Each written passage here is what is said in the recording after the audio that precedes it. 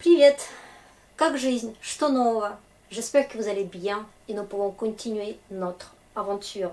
C'est le Russe Bio et я, Svetlana. Désormais, dans mon jardin linguistique, il n'y a pas que des belles plantes, mais aussi des visiteurs fidèles qui laissent leurs gentils commentaires encourageants. Et c'est bien sûr vous, mes abonnés. Je suis très contente et tiens à vous remercier énormément pour votre présence et pour votre participation. Merci vraiment. Et même si à l'échelle de YouTube, ma chaîne est quasi inexistante pour l'instant, elle reste quand même très importante pour moi et pour vous, j'espère. Donc on continue. Je travaille toujours toute seule. Je fais tout moi-même. Écriture, tournage, montage, publication, etc. Alors ça ralentit un peu ma production. Donc soyez patients s'il vous plaît. De toute façon, je continue à faire mes vidéos. Alors, donc on va passer au boulot. Qu'est-ce qui va se passer maintenant avec certains de nos arbres plantés il y a quelque temps? Eh bien, nous allons voir que ces arbres, ils vont bouger. Ils vont bouger dans tous les sens. Donc, le nom, le pronom et l'adjectif, c'est des arbres qui ne sont pas très stables. Donc, ils vont bouger dans tous les sens. Et pour être plus précis, donc ce sera 6 sens, 6 directions. On va les appeler les cas et le phénomène de ce mouvement, on va l'appeler la déclinaison. Voilà, vous avez déjà entendu évidemment que le russe, c'est une langue à déclinaison. Qu'est-ce qui se passe alors? Pourquoi elle bouge? Pourquoi elle ne reste pas tranquille? Eh bien, pour donner telle ou telle signification à chaque mot dans la phrase. Donc, ce système de modification de mots, de changement de la terminaison de mots, selon leur rôle dans une phrase, c'est ça la déclinaison. Dans une phrase, il y a un sujet et puis plusieurs compléments.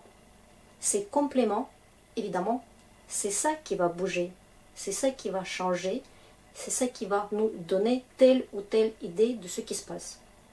D'accord? Donc, comme d'habitude, notre soleil, déclinaison, et comme j'ai déjà dit, il y a 6 cas. Alors, on va les noter tous. Donc, je vais vous présenter ces 6 monstres qui terrorisent ces braves Français qui apprennent le russe et qui commencent déjà à trembler quand ils prévoient tout le boulot qu'il faut faire pour apprendre ces 6 personnages. Encore une fois, il ne faut pas paniquer, tout s'apprend avec le temps, on sait déjà. Alors, donc je vais les noter tous et après on va faire le tour. Ok? Allez, nominatif. Numéro 1. Accusatif. Numéro 2. Génitif. Numéro 3. Datif. Instrumental. Et locatif. Autrement, s'appelait prépositionnel. D'accord? Voilà. Les 6 personnages, maintenant on va voir qui fait quoi. D'accord? Alors, le premier, le nominatif, vous le connaissez depuis toujours.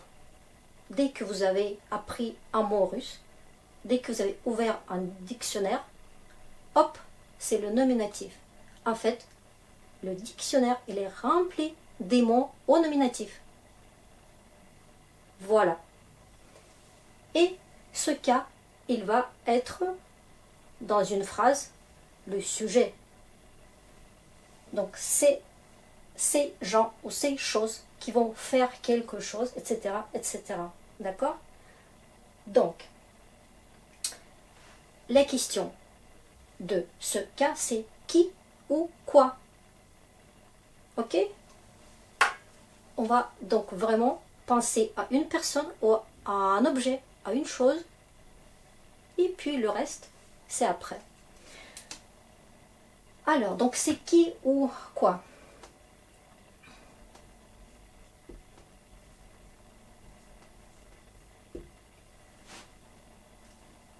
Maintenant, quand c'est le sujet d'une phrase, c'est impossible de voir une préposition juste devant. Donc je vais noter tout de suite qu'il n'y aura pas de préposition. Avec ce symbole, on va noter oui ou non, avec ou sans. Donc ce cas-là, on ne peut pas le voir avec une préposition. D'accord? Tout ce qui va être avec une préposition, ce n'est plus nominatif. Jamais. Voilà. Alors, c'est le sujet. Et on va le noter. C'est le sujet d'une phrase. D'accord? Maintenant, tous les autres, ce sera les compléments. Et je vais le noter comme ça. Complément. Complément. Complément. Complément et complément. D'accord? C'est quand même clair et net. Une seule chose, c'est sujet. Tout le reste, c'est des compléments. Alors, on va passer maintenant à l'accusatif. Accusatif. Donc, c'est un cas qui ressemble beaucoup à votre CED, complément d'objet direct. D'accord? C'est pas vraiment 100% ça, parce que la grammaire russe, quand même, elle est différente par rapport à la grammaire française. Mais pour vous donner déjà une petite idée, c'est ça en fait. Je vois qui, je fais quoi, d'accord? Évidemment, ça reste les mêmes questions, qui ou quoi. Donc je les répète.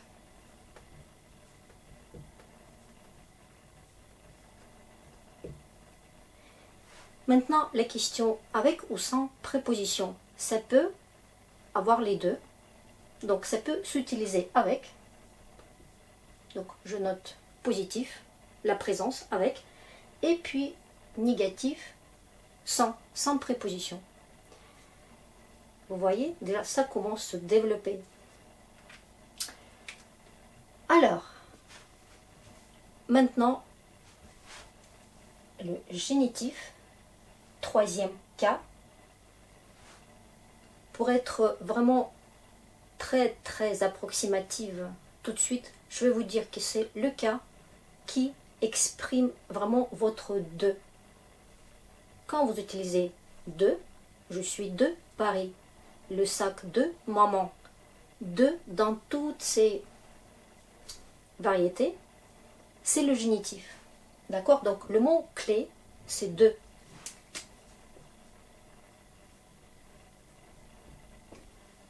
Avec plein de choses qui vont avec. De qui, de quoi, d'où, etc., etc. On va voir tout ça après, cas par cas, donc ne vous inquiétez pas.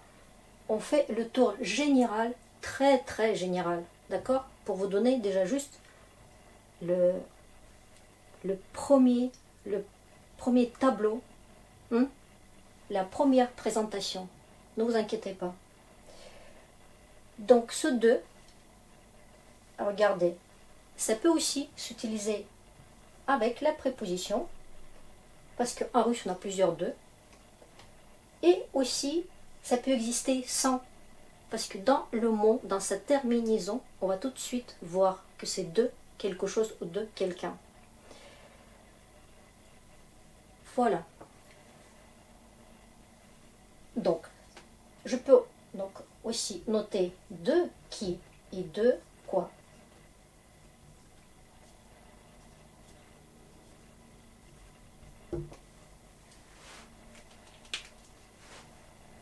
Regardez, donc on commence déjà à varier la phrase, à la fin, on va vraiment fabriquer une phrase dans laquelle on va avoir tous les cas. C'est un enchaînement et ça donne des phrases longues, intéressantes, simples, complexes. Voilà. Avant de continuer, donc, je vais vous dire que ça peut être au pluriel ou au singulier, d'accord? On a dit que c'est les noms, les pronoms, les adjectifs et les chiffres. Mais ce sera après, un peu. Pour l'instant, on va traiter ces trois-là. On continue. Donc maintenant, c'est datif. Datif, vraiment, il veut nous montrer à qui s'adresse notre action. À qui. Donc le mot-clé, ce petit A, plus un destinataire. Vous voyez, on s'adresse, on lance quelque chose, on envoie quelque chose, on donne, on offre. Et au bout, il y a un destinataire de notre action. Donc, on va utiliser datif. Alors, je vais écrire à qui.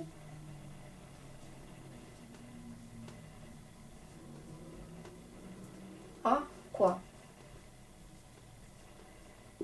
En gros. Donc, ce cas, il peut s'utiliser aussi avec une préposition ou sans. Il y a une variété. Ok, donc on passe maintenant vite fait à l'instrumental. Ça, c'est un cas qui veut en gros dire avec quelque chose ou quelqu'un. Vous voyez, avec qui, avec quoi. Encore une fois, c'est très très général, mais pour vous donner déjà une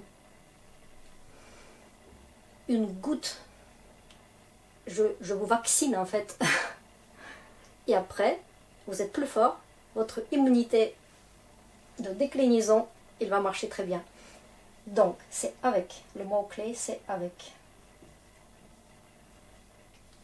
Avec qui, avec quoi?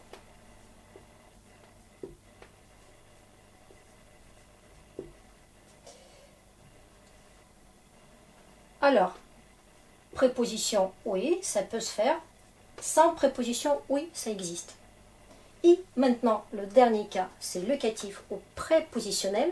Attention, le mot prépositionnel nous fait comprendre que ça peut s'utiliser que avec les prépositions. Donc, je note un grand plus. Regardez, un grand moins, nominatif, un grand plus, locatif. Ça, c'est un cas qui répond à la question où on est. Et donc,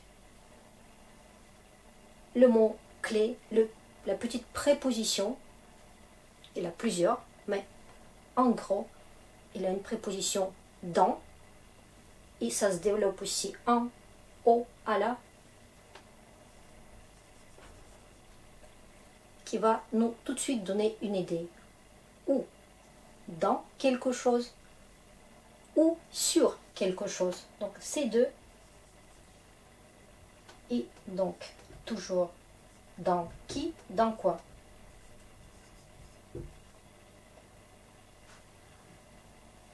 Maintenant, peut-être vous avez remarqué que chaque nom de cas, il nous donne une idée. Regardez, quand je dis nominatif, non. Donc, c'est le nom comme il est dans le dictionnaire. Et quand je dis le nom, ça peut être aussi le pronom, le nom de famille, le prénom. Vous voyez, tous ces mots où on trouve le mot nom. Donc, ça nous donne tout de suite une idée. Qui, quoi. Dans nominatif, il y a le nom. Ok? Qu'est-ce qu'il y a dans l'accusatif? Accuser, accusation. Comme si un objet ou une personne de notre action est accusé de subir cette action. Vous voyez? Donc il a quand même un sens qui peut nous aider. Génitif. Est-ce que vous sentez aussi en gène, génération, génétique, Tout de suite, on a une idée de provenance, d'appartenance, d'où tu viens, des origines. Donc le nom, il nous donne une idée, n'est-ce pas? Datif. Datif, c'est vraiment le verbe russe date. Vous vous rappelez? Donner. Date, datif. Et quand on donne évidemment à quelqu'un ou à quelque chose. Donc, dans ce dé, c'est vraiment le verbe donner. Instrumental. Est-ce que vous sentez un mot instrument? Évidemment, c'est la première chose qui arrive dans la tête. Et quand on dit instrument, c'est aussi un outil. Donc, idée, je fais quelque chose avec quelque chose. D'accord? Je fabrique quelque chose à l'aide d'un outil. Idée est claire. Et évidemment, locatif, on sent tout de suite local, localisation, n'est-ce pas? Donc, on se place, on se localise. Alors, dans chaque nom de cas, il a déjà une idée. Et ça peut, donc ça doit vous aider, évidemment. Dans un premier temps, parce que ces sens-là, c'est vraiment la logique de la déclinaison. Vous voyez? Il y a le mot logique. C'est logique. Si c'est le nominatif, c'est le nom. Génitif, un gène, etc., etc. Mais il y aura aussi une partie qui n'est pas très logique. Donc, on va un peu s'éloigner du vrai sens de ces cas et on va être un peu dans la partie abstraite. Vous voyez? Ça veut dire qu'il y aura une dictature des prépositions. Certaines prépositions, ils vont demander tel ou tel cas et ce sera rien à voir avec le vrai sens de cas. Vous voyez? Donc ça va être incompréhensible. Pourquoi? Pourquoi avec cette proposition-là, j'utilise datif ou instrumental ou locatif? Pourquoi? Dictature, c'est vraiment la tyrannie des prépositions. D'accord? Et puis, la même dictature concerne certains verbes. Il y a des verbes qui veulent absolument ce cas-là et on se demande mais pourquoi?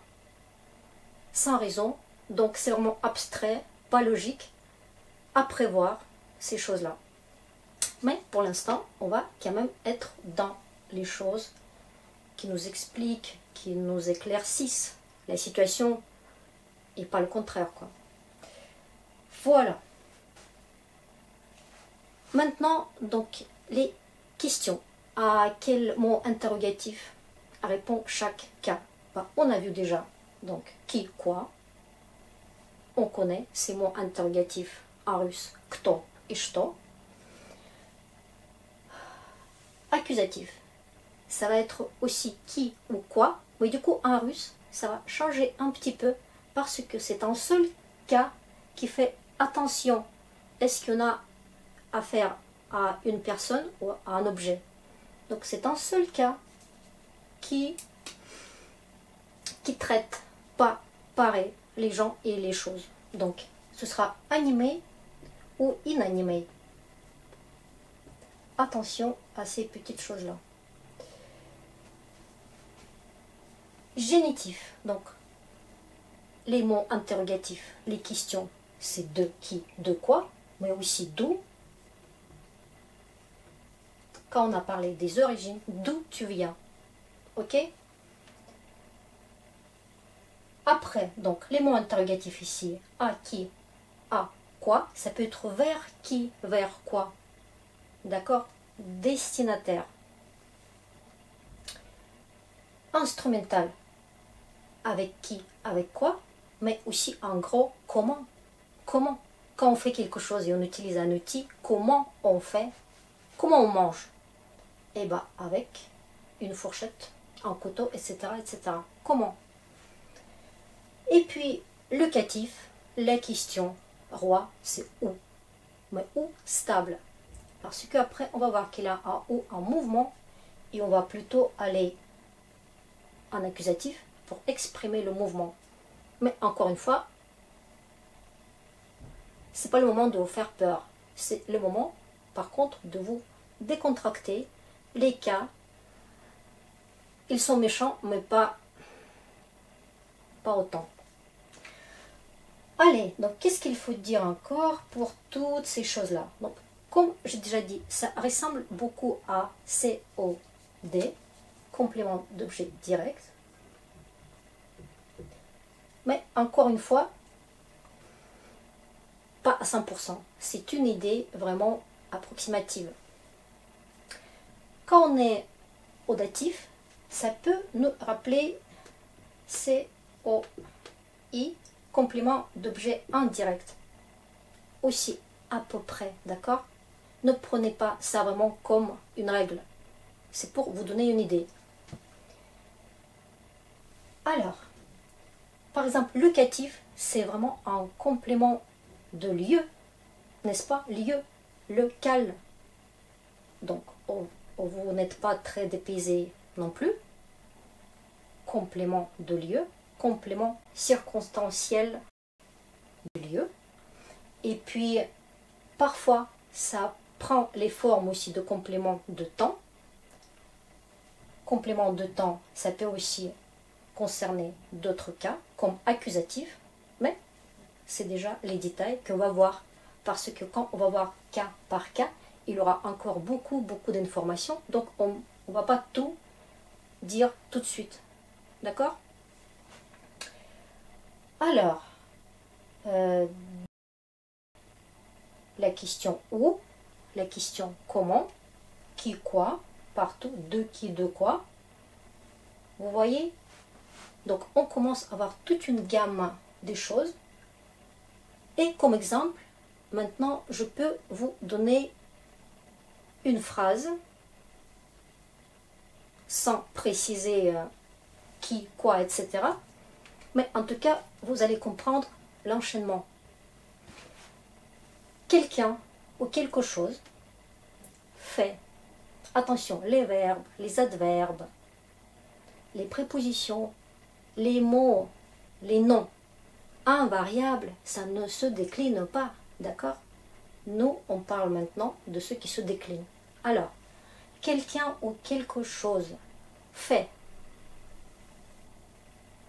quelque chose ou quelqu'un, d'accord? De quelque chose ou de quelqu'un, ça peut exister. À quelque chose ou à quelqu'un, avec quelque chose ou avec quelqu'un, quelque part. Vous voyez le truc? J'ai utilisé tous les cas pour faire une longue phrase et chaque mot a trouvé sa place et sa signification. Donc, quand c'est avec une préposition, on comprend un peu mieux. Quand il n'y a pas de préposition, c'est la terminaison qui va nous dire où nous sommes. Parce que la déclinaison, c'est le changement de la terminaison. Il a toujours une racine de mot. Racine, on a déjà vu. On a déjà vu auparavant. Et puis une terminaison. Donc, le phénomène de la déclinaison, c'est ça. C'est le changement de la terminaison. Ce n'est pas devant, c'est toujours après. Après la racine, il se passe quelque chose. Voilà. Et ça va changer aussi par rapport à des choses précises. Comme par exemple, genre de mots. Les mots masculins et féminins et neutres, ils ne vont pas se conduire pareil. Souvent, les masculins et les neutres, ils vont faire un groupe. Ils vont avoir les mêmes terminaisons à 85%. Et puis, les mots féminins, ils vont faire un peu leur histoire. Parfois, ça change. Parfois, les neutres et les féminins se mettent avec, pour une fois, au génitif pluriel mais c'est à voir beaucoup, beaucoup plus tard. Sinon, on va toujours avoir deux grilles, pratiquement tout le temps, deux grilles de ça et de ça, les terminaisons. C'est déjà une bonne nouvelle. Ce n'est pas 3, c'est 2. Et puis, évidemment, les mots au pluriel, ils vont aussi se décliner un peu différemment. Donc, singulier et pluriel. À prévoir aussi d'autres grilles pour les mots au pluriel. Mais souvent, au pluriel, c'est pratiquement les mêmes terminaisons pour beaucoup de cas, donc ça va être moins varié que le singulier. Voilà. Le tableau, vraiment un gros, pour vous donner la première vision, pour faire vraiment la connaissance avec les cas. Et on va s'arrêter maintenant pour après passer vraiment et rester autant qu'il faut sur chaque cas. Notez-le, ça peut servir. На сегодня это все. C'est tout pour aujourd'hui. Удачи вам, bon courage. Пока.